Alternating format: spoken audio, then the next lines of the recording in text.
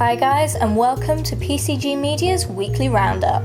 This is a new weekly segment posted every Friday, highlighting the week's news in gaming, brought to you by PCGmedia, featuring me, Rachel. Each week we'll be taking a look at 4 stories and 1 major feature, and highlighting some of the videos we've produced this week, with updates of what's to come, keeping you up to date with PCGmedia's antics. A lot of you asked us for more consistency, and we've decided to bring it to you. Expect more videos, more articles, and more previews from first-hand experience at various media events throughout the year. PCGmedia is changing. The PCGmedia team paid a visit to Focus Home Interactive to see the games currently in production and spoke to the developers of each game. The topics of the day are Blood Bowl 2, Bound by Flame, Call of Cthulhu, Space Hulk Deathwing, and Wargame Red Dragon. Cyanide Studios has announced some new features for their upcoming game Blood Bowl 2, including the ability to watch entire game playbacks with a TV-style display for multiplayer matches. Playbacks can be done in real time or turn by turn, so there's an option for everyone, whether you want to analyse your strategy and hone your skills or just gloat over your victory. Playbacks will involve multiple camera angles and actions, all there to truly capture the spirit of American football. The graphics engine allows for a fully rendered 3D crowd, as well as players with a full range of animations and actions. If you're more interested in the single-player option, you can still enjoy the benefits of the graphics, as you start with a group of American football underdogs and bring them into the big leagues, with your home stadium evolving as you do until it reaches Olympic proportions. Blood Bowl 2 is expected out at the end of 2014 and is currently confirmed for just PC, with only a to be announced on whether it will be available on consoles.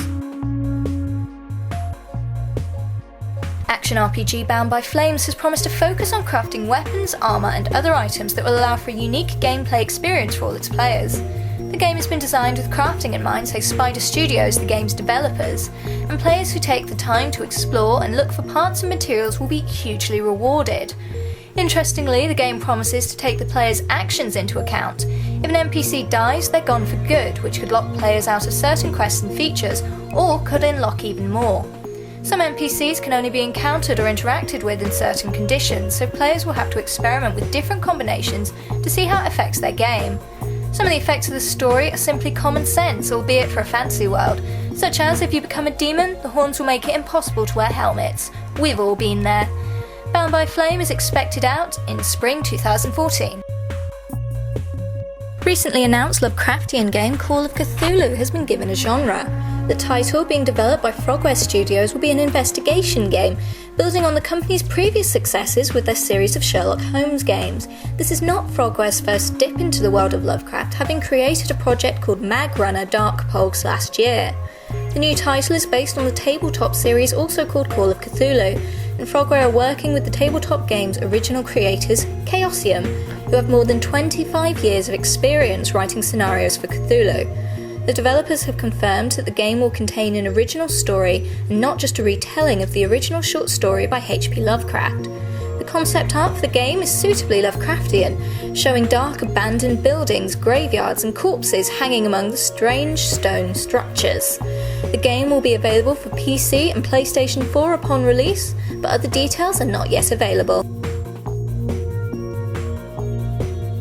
Space Hulk Deathwing, an upcoming title by developers Strumon, has announced a pretty unique approach to players who get a game over in multiplayer. The game, which is based on the Warhammer tabletop series, will give players the option to continue as a Gene Stealer, the game's enemy. If you're feeling less than charitable towards your teammates or feel your death was their fault, then you can get revenge. The Gene Stealers, whether controlled by players or AI, have a hive mind that means that if one sees you, every enemy will now know where you are. The Gene Stealers will have 5 different evolutions, each with its own abilities and combat styles. Strumon developers said they are still debating about whether or not single players will get AI-controlled companions, stating that, "I remember many games where I was really angry against the AI. When you play with friends, it might be interesting to play only with humans." Space Hulk Deathwing is still in development and doesn't have an announced release date yet. The game will also support the VR headset, the Oculus Rift, for more immersive gameplay. It also has what may be my favourite title of any game ever.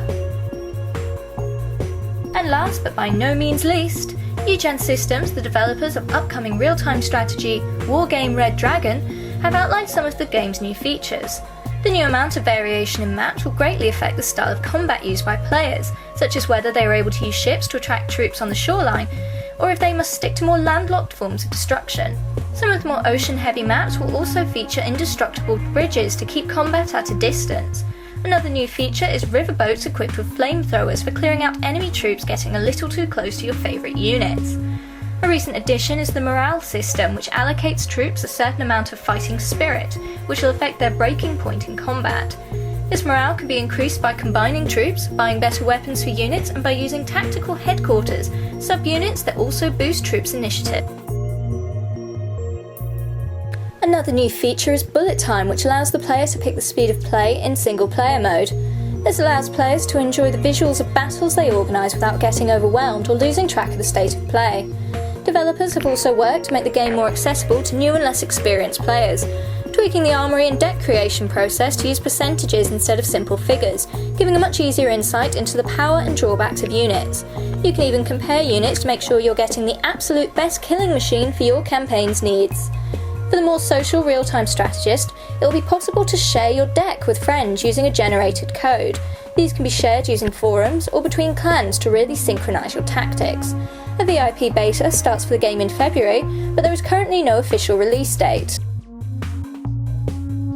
That's it for this week, but if you're looking for more of a PCGmedia fix, check out the Armour 3 Campaigns Part 2 video, a new Hearthstone Let's Play featuring Michael and Tom, and the Divinity Original Sin preview videos. Coming next week, we'll be attending a virtual reality showcase with exclusive developer interviews, and we'll be bringing you our review of Blackguards.